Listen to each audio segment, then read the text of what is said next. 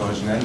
Bonsoir. C'est une défaite ce soir, au-delà de la déception qu'on imagine. Quel est votre regard général sur la prestation de vos joueurs? Alors déjà on perd sur un penalty scandaleux.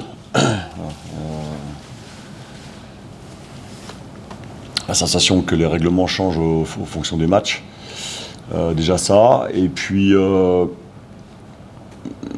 quelque part, même si on a mis de la bonne volonté, même si dans les intentions c'était mieux que contre Nîmes, on ne fait pas assez pour s'éviter ça, quoi. Alors on ne maîtrise pas tout, on ne maîtrise pas un arbitre qui siffle ce genre de penalty, mais non, on n'y met pas assez de choses pour qu'à un moment donné ça s'inverse. Donc forcément c'est une déception. Limite on s'est vraiment lâché à partir du moment où on a été mené complètement, même si avant ça on avait eu quelques situations, pas assez. Je crois qu'en premier temps ils avaient fait qu'un tir, mais non, pour résumer,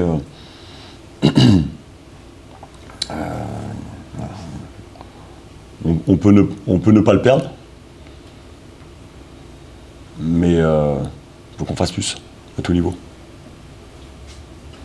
Juste sur le penalty, vous avez revu les images où il se protège, vous dites ça a été notre solution très. Il y a un règlement. À partir du moment où ça touche une autre surface que la main, à partir de ce moment-là, il n'y a plus penalty, quoi. Et il touche la cuisse de mon joueur, et puis il va à la main, quoi. Alors moi je le vois du banc.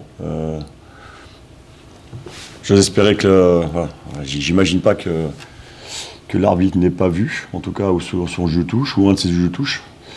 Mais en tout cas, c'est un règlement, quoi. Et puis on entend le bruit en plus.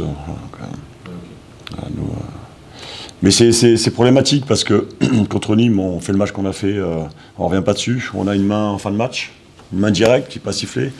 On a un pénalty flagrant sur Mehdi Boussaïd à Dijon qui n'est pas sifflé. Même il prend un jaune pour une soi-disant simulation. Donc c'est problématique. Moi, je ne veux pas juste me retrancher derrière ça. Effectivement, c'est préjudiciable ce soir.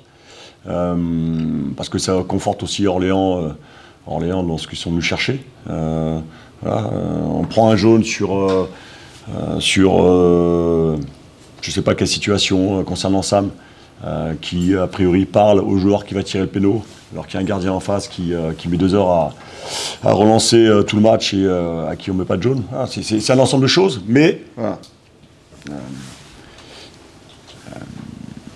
on ne fait pas assez globalement. Voilà. Est-ce qu'il y a une explication rationnelle à ça? Vous avez des retours de joueurs cadres, on pourrait dire, Antoine Rabillard, Damiguel pour ne citer que, Mehdi Boussaïd aussi. J'imagine que la réponse est très complexe, mais pourquoi ça ne fonctionne pas avec des joueurs qui sont faits pour ce championnat? Pourquoi c'est la mayonnaise de... Non, mais là on est sur le problème offensif. Alors quand je dis offensif, ça ne concerne pas que les offensifs, mais prioritairement, quoi. On a marqué un but sur les 5 derniers matchs, même si on a eu pas mal d'occasions à Versailles et notamment à Dijon, dans des contextes différents aussi malgré tout, face à des adversaires qui libéraient de l'espace. On a eu des retours aujourd'hui, mais c'est des joueurs qui étaient en manque de temps de jeu depuis pas mal de temps. Malgré tout, je parle sur l'aspect collectif, et individuel. Voilà, on doit être plus juste, on doit plus peser, on doit être plus efficace quand une situation se présente, et efficace dans notre jeu, sur notre jeu collectif. Et même si on ne peut pas se contenter de ça, mais tout n'est pas à jeter ce soir, mais on ne fait pas assez. Et à un moment donné, on subit, en tout cas on laisse la place à ce qui s'est passé ce soir, notamment sur ce penalty sifflé qui n'existe pas pour moi, quoi. Et qui n'existe pas dans les règlements tout simplement. Justement, on a vu quand même dans le fond beaucoup plus de choses que face à Nîmes.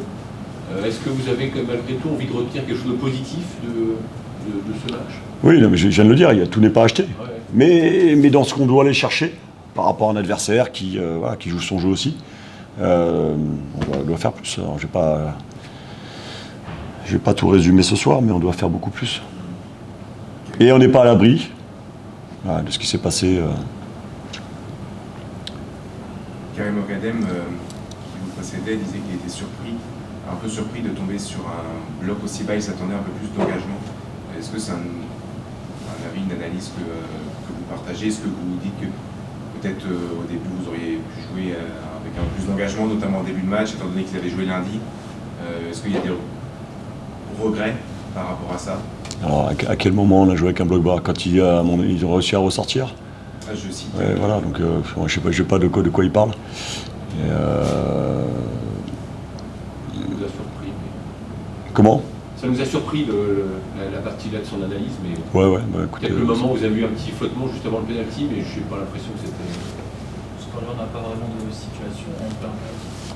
il aurait fallu lui poser la question et puis qu'il aille un peu plus dans le détail. Un gros défi vous attend là, pour le prochain match?